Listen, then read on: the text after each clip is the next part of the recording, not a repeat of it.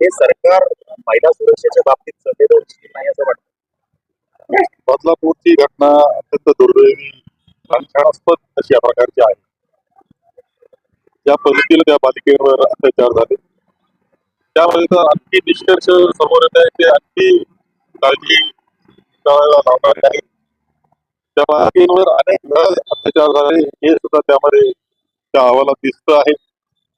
या पलीकडे जाऊन ते संस्था चालक होते ते 48 तास हे प्रकरण दाबण्याच्या मनस्थितीत होते. त्यांनी कोणतीही आपली फिर्याद त्यांची सुद्धा असली पाहिजे, त्यांचा या सगळ्या गोष्टीला निषेध करणारा अशा प्रकारचं असलं पाहिजे. त्याऐवजी हे कसं दाबून टाकता येईल हा प्रयत्न त्यांचा होता.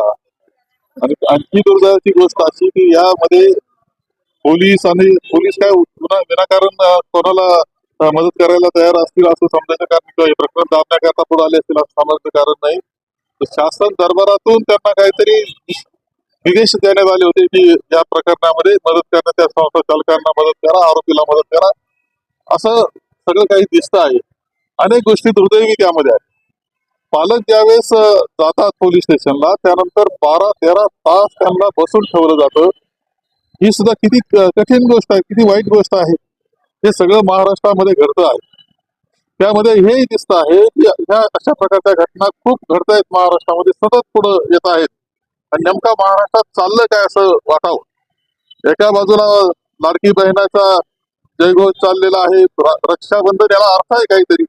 याचं जिथं बहिणाचं पालिकेचं रक्षण करू शकत नाही तिथं बहिणाचं काय रक्षण करणार आहे. या सगळ्या गोष्टी आपल्याला पाहायला मिळतात. याला एकच कारण आहे की हे जे सरकार आहे हे त्याचं गठन ज्या पद्धतीनं झालेलं आहे ते बेकायदेशीर पद्धतीचं आहे. त्यांना फक्त आता टक्केवारीची चर्चा सगळ्या मंत्रालयात आहे, त्यामध्ये ते गुंतलेले आहेत. निवडणुकीमध्ये सगळं काही गोळा करण्यात साधन सामुग्री गोळा करण्यामध्ये ते बसलेले आहेत. कोणतंही नियंत्रण म्हणून 2-2.5 वर्षामध्ये आम्ही पाहतोय कोणतंही नियंत्रण त्यांचं हे प्रशासनावर नाही, इथल्या शांतता सुव्यवस्थेवर नाही. इथला आमदारच गोळीबार करतो पोलीस स्टेशनला असं चित्र आहे.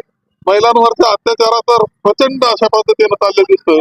यांचा कोणताही असा दबाव जे शासनाचा धाक पाहिजे गुन्हेगारावर तो धाक राहिलेला नाही ही परिस्थिती आहे. आणि हे अत्यंत लांछनास्पद आहे. आणि या अशा प्रकारच्या काही गोष्टी आणखी दिसत आहेत. म्हणजे या 4 दिवसामध्ये 8 दिवसामध्ये खूप उघडकीला असं येते की असे अनेक ठिकाणी अनेक जिल्ह्यांमध्ये हे घडतंय. चाललंय काय या राज्यामध्ये असं वाटावं. आणि त्याचा निषेध आम्ही करतो. खरं आम्ही बंद पुकारला होता त्यामध्ये काही आमचा राजकीय हेतू नव्हता. बदलापूरला हजारो लोक रेल्वे स्टेशनवर आले, रस्ता रोको केला, त्याला तुम्ही राजकीय कसं म्हणू शकता. माननीय मुख्यमंत्री ज्याला राजकीय म्हटले हा हे सगळं राजकीय चाललंय. त्या माणसाचा त्या नागरिकांचा काय त्यांनी आपला स्टेशनवर जे होते रेल्वे स्टेशनवर जमलेले हजारो नागरिक सुद्धा राजकीय कारणाने जमले होते असं मुख्यमंत्री त्यांचे मंत्री म्हणत होते. त्याला काही अर्थ आहे का काही. त्या नागरिकांच्या मध्ये कोणतं राजकारण होतं. आता ते महाविकास आघाडीच्या बाबतीत बोलतायत. याचा अर्थ फक्त त्याची दिशाभूल करण्याचं आणि आपलं जे आता पालट आलेलं आहे त्यांच्यावर ते दूर सारण्याचा प्रयत्न करतायत. मात्र नागरिक या बाबतीत जागृत आहे, त्यांना धडा शिकवल्याशिवाय राहणार. राज्यभर आघाडीकडनं निषेध मागणी त्यांना संरक्षण दिलं पाहिजे. नुसतं लाडक्या भगिनी म्हणून तर रक्षाबंधन करतात. राखी बांधून न्यायचा कार्यक्रम सगळ्या मंत्र्यांचा सगळ्यांना बोलून चाललेला आम्हाला दिसतोय. आणि त्यांच्या रक्षणाचं काय, त्यांच्या आबरूचं काय, त्याचं जर फिरू शकत नसेल, समाजात वावरू शकत नसेल ही जबाबदारी कोणाची आहे. त्याचा अर्थ रक्षणाचा अर्थ तरी समजलाय का सरकारला, त्या प्रतिनिधी मुख्यमंत्री त्यांच्या सहकार्यांना. अशा परिस्थिती बालिकांचं जर धोक्यात आहे, आमच्या भगिनी धोक्यात आहे, तर नेमकं काय चाललंय या राज्यामध्ये असं म्हणण्याची पाळी आमच्यावर. असं आहे की यामध्ये फक्त गृह खातं म्हणण्याचं कारण असतं, मुख्यमंत्री सुद्धा त्यामध्ये जबाबदार असतात, संपूर्ण मंत्रिमंडळ जबाबदार असतं. यांचं सगळ्यांचं जे आहे दुर्दैवानं लक्ष नाही या सगळ्या परिस्थिती. अशा प्रकारची अवस्था आहे. हे संपूर्णपणे बेकायदेशीर तयार झालेलं संवेदनशील अशा प्रकारचं मंत्रिमंडळ अशा प्रकारचं आहे. संविधानाच्या पद्धतीनं सुद्धा नाही. आणि संसद आपण पाहतो कोणताही प्रामाणिक हेतू त्यांच्यामध्ये नाही. सत्तेकरता जमलेले सगळे हे सत्तेवर आहेत आणि पुन्हा आता टक्केवारीचा कार्यक्रम त्यांचा चाललेला आहे. त्यामुळे हे पूर्णपणे प्रशासन करण्यामध्ये आणि राज्य कारभार करण्यामध्ये नालायक ठरलेलं अशा प्रकारचं हे सरकार. महाविकास आघाडीने शक्ती केलं होतं, मात्र केंद्राकडून त्यांना मंजुरी मिळाली.